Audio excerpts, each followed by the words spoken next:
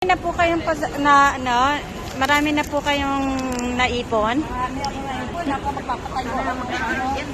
Patay palabas. Palabas po doon.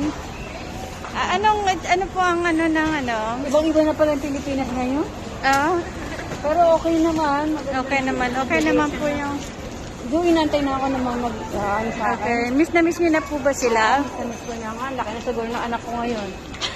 Sila po. Sila ngayon, tatlo na. sila po ba nagsusundo sa inyo ngayon? Nasaan kaya sila? Ay, mga anak ko nag-aan ko dyan. Alam mo.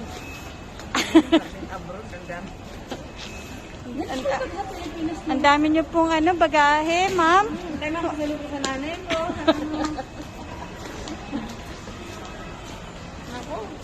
Dito po. Ang dami, yun po yung naghintay sa inyo, oh. Oh. Sino po kaya naghintay sa inyo doon? Ang hirap ng trabaho ko doon. Oo. Taga-exist ng ano. Kapag ka may nakatigay ng bansa.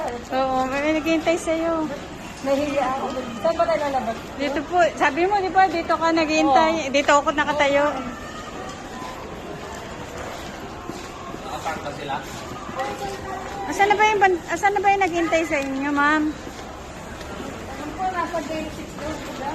Nasa gate 6? Mag-drive na tayo. Oo. Stop na.